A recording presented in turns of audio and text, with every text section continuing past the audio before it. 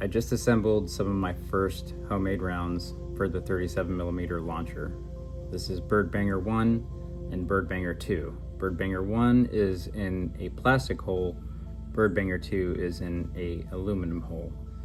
We're gonna go test one of these out right now and get this over with because I am extremely curious. All right, we're gonna see how this goes.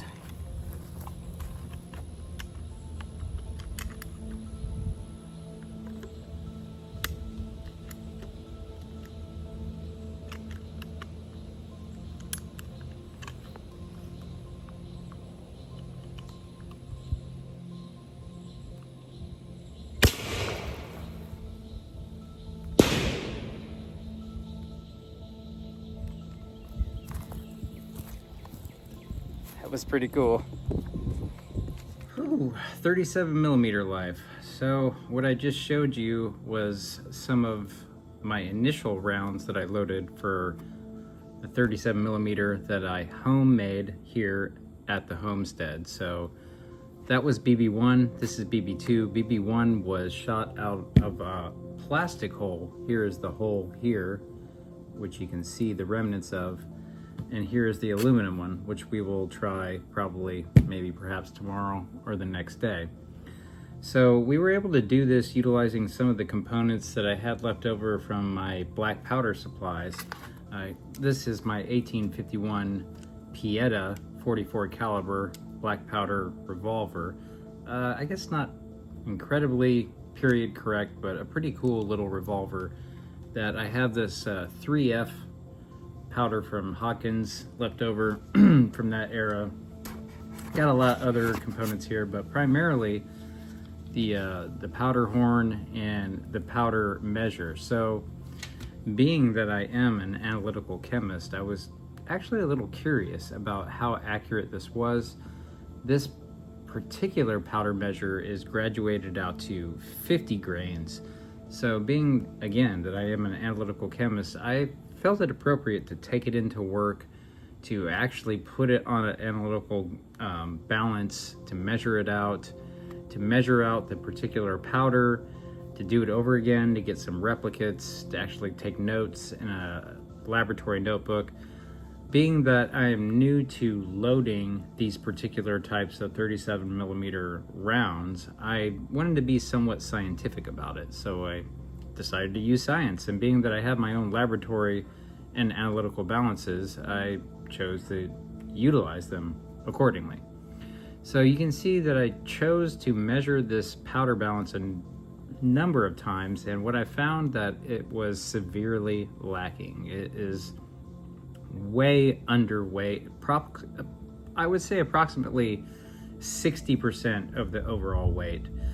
Basically, if you measure out let's just say what would be a 50 grain charge, you're probably going to get about maybe a 38 to 39 grain charge accordingly. So we will take that into consideration and note that, and when I use this at home going forward, I will adjust accordingly, put it in a fudge factor.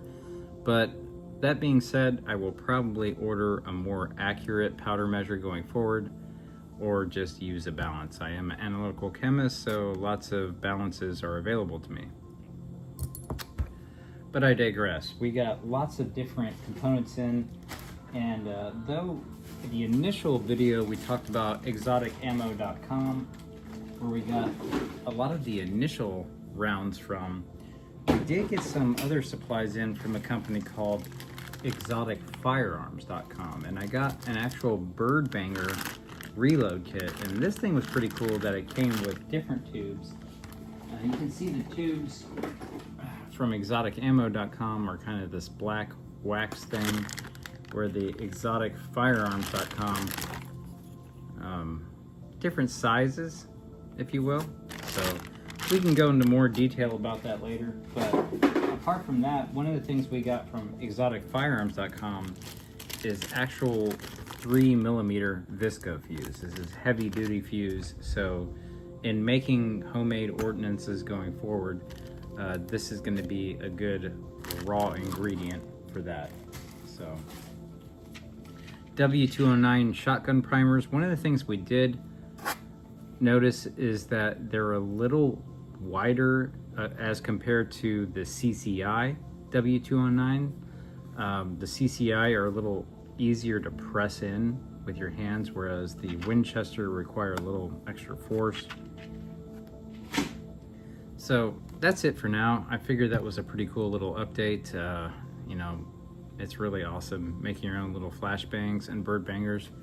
And we'll see how much we want to update going forward. There's only so much I really want to share, being that this is a little bit of a sensitive subject. It's completely legal, but some people get a little weird about it. That's it.